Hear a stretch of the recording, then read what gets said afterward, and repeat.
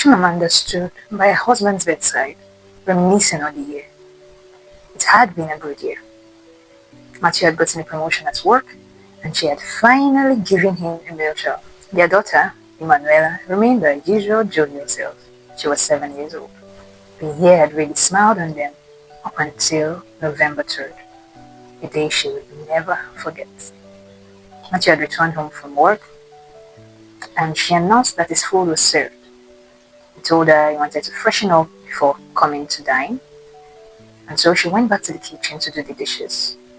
And all of a sudden, she heard a thud, like something or someone had fallen. She traced the sound to their bedroom, and there she saw Matthew lying on the floor, his eyes wide open, not moving. She ran to their neighbor, who drove them straight to the hospital. The doctors had no explanation. 3 hours later, they announced that he had gone into a coma. Amanda was devastated. Today was the 24th of December, and she had spent all of their savings. She had to employ help to take care of the children. She had to pay his bills. She was broke. She was still lost in thought when the doctor came in. He tapped her gently on the shoulders.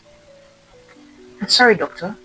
Any news?" "Well, it's been over a month since your husband has been in coma, and it's company policy to tell you the other options."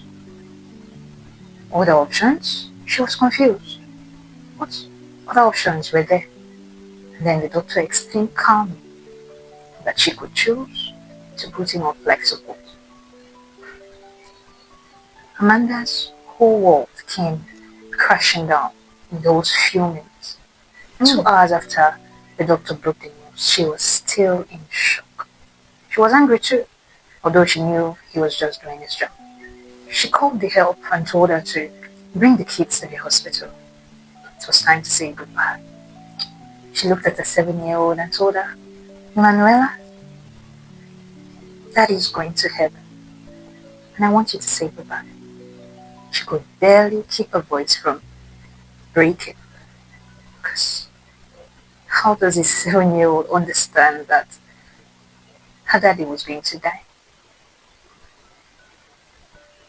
Manuela just calmly said, "Okay, mommy," and then went to her daddy's bedside. When she got to her daddy's bedside, she bent her head towards his ears and whispered, "Daddy, when you get to heaven, can you tell God you're not ready to live with him? Tell him you want to come back and stay with us. I'm sure he would let you." And then she kissed him on the forehead and left. The statement of a 7-year-old child did something to Amanda. It reminded her that there was a God who answered prayer.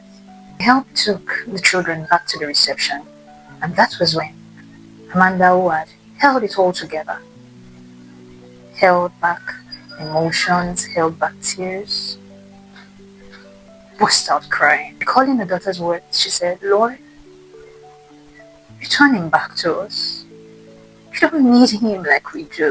The doctors came in. It was time. Long after they had unplugged the life support and left, Amanda kept praying. It was always an emotional experience when things like this happened. Dr. David thought to himself, as he made his way back to the room, he had to take care of the dead man. As he neared the door, he heard her faintly praying.